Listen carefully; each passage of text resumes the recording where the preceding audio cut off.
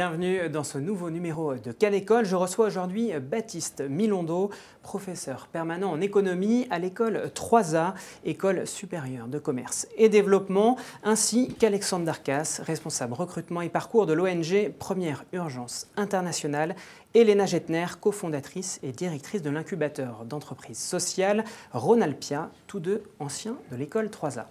Bonjour et bienvenue sur ce plateau. La génération Y, les jeunes âgés entre 20 et 30 ans, ont des attentes professionnelles différentes de leurs aînés. Les nouveaux actifs veulent s'amuser, progresser rapidement et encore et surtout sauver le monde. En regard de ces nouvelles aspirations, l'ESS, l'économie sociale et solidaire, gagne de plus en plus de terrain. D'après les chiffres du gouvernement, l'ESS représente aujourd'hui 10% du PIB et près de 12,7% des emplois privés en France. Alors Baptiste Milondo, je me tourne d'abord vers vous. Que met-on derrière finalement cet acronyme ESS ? Alors c'est très très vague, on pourrait en parler des heures. Du coup, pour répondre de manière schématique, synthétique, je dirais qu'il y a deux questions. Il y a une question de forme et une question de fond. Sur la question de forme, en gros, ça renvoie à des statuts juridiques précis, donc fondation, mutuelle, association coopérative. Donc moi, je m'intéresse surtout aux associations coopératives. Sur la question de fond, c'est la question essentielle des valeurs. Donc en gros, c'est une économie démocratique, donc avec une gestion démocratique, une personne, une voix. Une économie au service de l'homme aussi, alors c'est souvent une formule qu'on utilise. La question de la finalité de l'activité. En gros, c'est super flou, mais en gros l'idée c'est économie au service de l'homme, ça veut dire une économie qui n'est pas au service du profit. Donc concrètement, lucrativité d'unité, ça veut dire qu'on va rechercher une activité qui ait une finalité en soi, qui a un sens. Ce qui fait que dans le champ de l'ESS, pour rebondir sur ce que vous disiez en introduction, dans le champ de l'ESS, c'est plus difficile de trouver un gagne-pain, simplement un gagne-pain. C'est plus difficile de trouver un job à la con, par exemple, comme on parle souvent en ce moment. C'est plus facile de trouver une activité qui a un sens. En gros, on sait pourquoi on se lève le matin. Autre élément, dans le champ de l'ESS, on remet en cause ce qu'on appelle à tort les lois de l'économie. Donc tout ce qui est loi du marché, par exemple, on peut s'en affranchir dans le champ de l'ESS. Quand vous parlez de commerce équitable, de circuits courts de distribution alimentaire, d'épicerie solidaire, clairement, le prix n'est pas déterminé par la bête rencontre d'une offre et d'une demande. Donc c'est un critère éthique, un critère d'équité qui permet de déterminer le prix, par exemple. Donc voilà quelques éléments qui permettent de définir très brièvement l'ESS. Alors pourtant on parle d'économie sociale et solidaire, mais c'est une économie qui s'affranchit des lois de l'économie justement. Alors, autre exemple, les lois de la concurrence. Dans le champ de l'ESS, les lois de la concurrence ne sont pas une priorité. Ce qu'on essaye de promouvoir, au contraire, c'est la coopération, une intelligence collective. Donc par exemple, il y a un principe simple qui fonde le mouvement coopératif, c'est pas de concurrence entre les coopératives. Donc on s'affranchit clairement des lois de l'économie. Pour autant, ce secteur a besoin d'hommes et de femmes qui puissent bien porter tous ces projets. Est-ce que c'est justement là la vocation de l'école 3A ? Sa vocation sans doute, en tout cas c'est pour ça que j'enseigne à 3A. Donc moi j'enseigne l'économie sociale et solidaire, j'enseigne la gouvernance des structures de l'ESS. Mon objectif chaque année, c'est qu'il y ait de plus en plus d'étudiants, de jeunes qui s'engagent dans l'économie sociale et solidaire. Alors pour caricaturer un peu, pour schématiser, comment forme-t-on à créer justement des jeunes à créer un monde meilleur ? Ouais, c'est vrai que du coup, la devise de l'école, c'est bâtisseur d'un monde meilleur. Donc c'est sans doute un peu prétentieux, en tout cas au moins ambitieux. Comment est-ce qu'on les forme ? Alors déjà, on a l'avantage d'avoir un public qui est plutôt réceptif. Moi, j'ai enseigné dans plusieurs écoles dans le supérieur. Là, encore aujourd'hui, j'enseigne dans 3 écoles, dont 3A qui est mon employeur principal. Ce que je trouve à 3A, c'est pour ça que je continue à enseigner à 3A, c'est des étudiants, des jeunes qui veulent presque tous changer le monde. Et c'est assez remarquable par rapport aux autres écoles dans lesquelles j'ai pu enseigner. Tous les étudiants qui viennent, enfin une bonne partie des étudiants qui viennent, veulent changer le monde. Donc du coup, ils sont plutôt réceptifs à la base. Est-ce que seule la volonté suffit ? On va peut-être justement demander aux 2 anciens diplômés de l'école 3A. Léna, peut-être, je vais commencer par vous. Est-ce que déjà, justement, en effet, votre première motivation quand vous êtes rentré à l'école 3A, c'était justement créer un monde meilleur ? Complètement. J'avais 18 ans, j'étais en classe préparatoire. Mes parents voulaient que je fasse une école de commerce et moi, je voulais clairement sauver le monde. Et donc, l'école 3A était l'école parfaitement adaptée. C'était le bon compromis entre une école de commerce avec des outils de management très qualifiantes et vraiment la maîtrise de ces sujets-là. Et d'un autre côté, d'avoir des cours d'anthropologie, de géopolitique, de microfinance qui me permettaient de me retrouver dans ce dynamisme de changer le monde et en tout cas d'essayer de le changer, même si c'est utopiste et un peu trop ambitieux. Et est-ce que vous diriez que votre école a répondu à ces attentes ? Complètement. Non seulement par les cours, donc j'ai eu tous les cours fondamentaux de management qui m'ont permis ensuite de monter mon entreprise, et en même temps d'être aux côtés de professeurs, d'étudiants, tout un écosystème sensible à ces sujets-là et qui s'activait et qui m'ont permis du coup d'éveiller mon esprit critique, d'être sur ces sujets-là et de maîtriser surtout les outils de l'économie sociale et solidaire, de l'humanitaire. Alors on va revenir sur votre activité, Ronalpia. Alexandre, je me retourne vers vous également. Voilà, qu'est-ce qui vous a motivé à rentrer à l'école 3A et puis est-ce que vous en avez été satisfait? Quels ont été les points positifs qui vous ont aidé d'ailleurs aujourd'hui dans votre activité? Bon, ce qui est sûr, c'est que je ne sais pas si je voulais changer le monde, mais je cherchais un métier qui soit en adéquation avec mes valeurs, avec mes choix politiques, avec ma vision du monde. Puisqu'on passe la plupart de sa journée, en tout cas son temps de cerveau disponible, à travailler, je cherchais quelque chose qui ait du sens. Pour moi, c'était important. On a un mode de vie qui n'est pas neutre, qu'on le défende ou non, on y participe, on a un impact qu'on peut toutefois essayer de réduire ou de compenser. On peut même essayer de changer l'impact de ce mode de vie et c'est ce qui m'a motivé. J'étais en classe préparatoire aussi. J'ai formé le projet d'un voyage solidaire au Mali pendant cette classe prépa et à la fin de ma canne, je me suis embarqué dans ce projet. C'était une désillusion décisive pour moi puisque je me suis retrouvé dans le théâtre du monde à ne pouvoir rien faire avec aucune compétence et face en fait à mon incapacité. Ce voyage-là m'a fait décider à 20 ans, j'avais l'envie, j'avais l'énergie, qu'il fallait se former et donc j'ai trouvé 3A.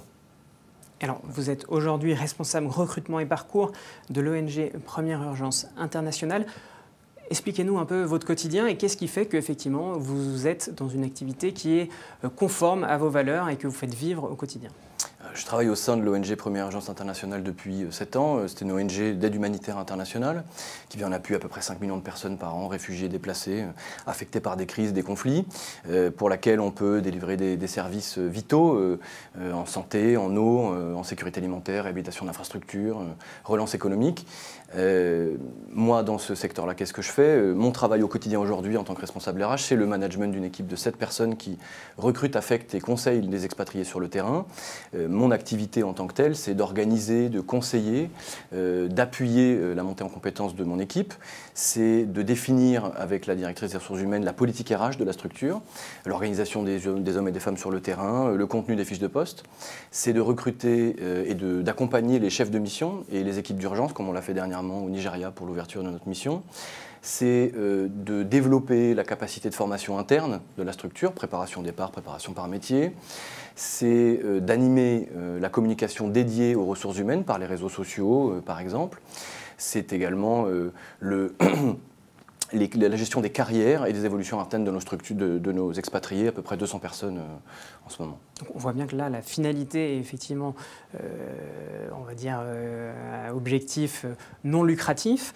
Mais dans le quotidien de l'exercice de votre métier, est-ce que finalement, c'est différent d'exercer ce métier de responsable de recrutement chez Première Urgence Internationale que chez un grand groupe de grande distribution, par exemple? Alors il y a des choses qui vont se ressembler évidemment parce qu'on gère des projets et que ce soit un projet RH ou un projet financier ou un projet opérationnel, il y a un cycle de projets, il y a une façon de cadrer les projets, de les mener, d'emmener les équipes, des techniques de management, des façons de compiler l'information, de la capitaliser. Après le secteur est très spécifique effectivement puisqu'il est lié à une activité internationale avec des besoins très particuliers sur le terrain et des ressources qu'on vient recruter qui ne sont pas les mêmes que celles du privé, même si les passerelles sont très nombreuses entre les technicités du privé et les compétences qu'on vient mobiliser sur nos missions internationales. Alors, Léna, vous êtes une entrepreneur ou entrepreneuse, je ne sais pas comment il faut le dire, au féminin, d'entreprise sociale.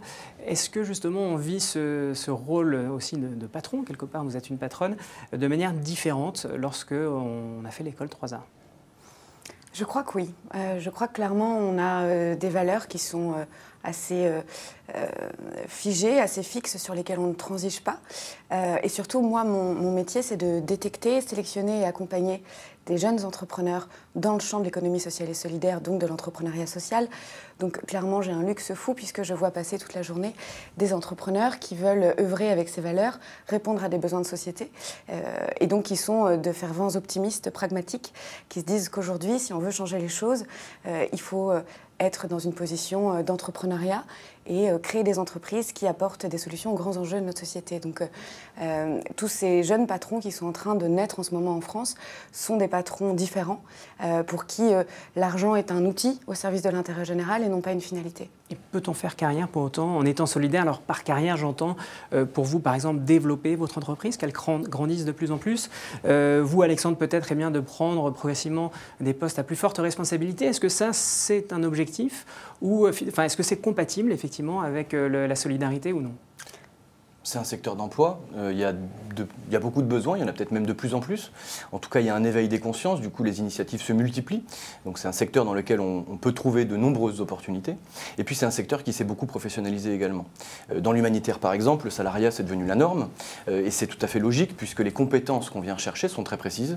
Et à ce compte-là, il est tout à fait facile d'évoluer puisque les entreprises ou les associations, les structures, les collectivités développent des dispositifs d'évolution verticale, horizontale, transversale, qui permettent aux gens d'évoluer.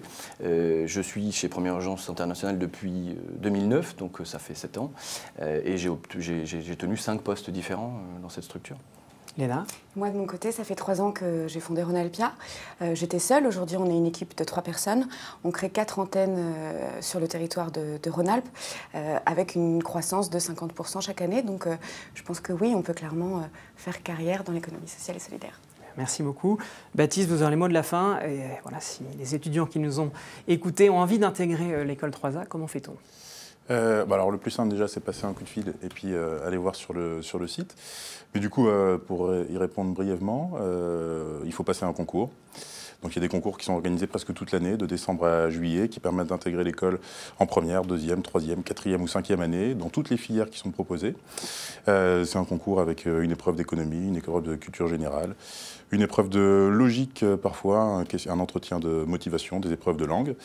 Et donc du coup, ça permet d'intégrer l'école, alors soit au niveau du bachelor, soit au niveau du bac plus 5. Avec la possibilité de faire l'école aussi en alternance à partir de la 3e année, à partir de bac plus 3. Et donc voilà, en gros, pour les principales infos. Après, le plus simple, c'est de nous passer un coup de fil. Il y a une équipe très bien qui permet de répondre à toutes les questions. Eh bien, vous savez ce qui vous attend. Merci beaucoup à vous 3. Merci beaucoup. Merci.